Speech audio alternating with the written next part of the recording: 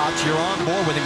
And one thing he was worried about going into this race was all that dirty air created by 34 cars. But right now, the position he's in, he actually has a small advantage because everybody else has opened the air up in front of him. And he, oh, here we go. Trouble, contact, and a huge crash. Up in turn number 2. Oh, multiple cars involved. Oh, my. It looks like Dan Wheldon may be involved in it.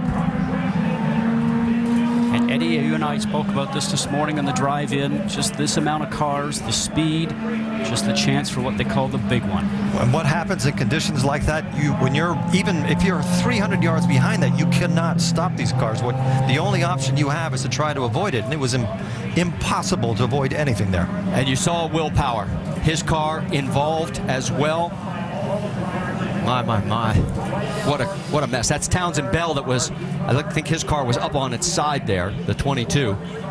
15 there of Jay Howard. An additional entry, excuse me, is up to 19 to 15. I can't see with the sun shining there. Some of the car is broken. They're showing that as Alex Lloyd, the 19.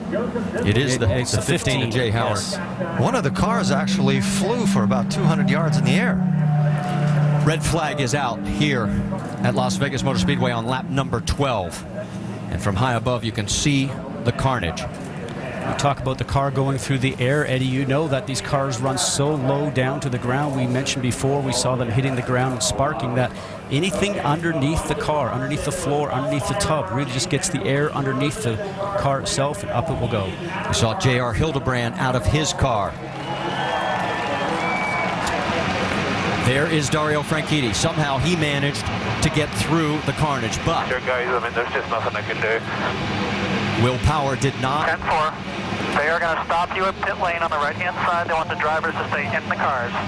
What Franchitti was alluding to is there's nothing he can do avoiding the debris that's on the track. Well, there is debris everywhere. You can see just how many cars are literally torn apart.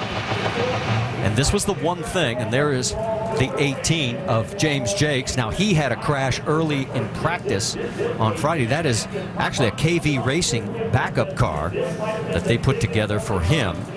Now, I don't see much damage on there, but he's out of the cockpit. And look at this from high above. And this was the one thing we were fearing when we saw qualifying and the 2 championship contenders in the middle of the field. A big crash like this early in the race. What happens in accidents like this is that a single mistake by anybody, which might be dirty air, could be anything, multiplies itself so fast that you start accumulating cars. There's no way that you can control what happens. Once you start spinning at those speeds,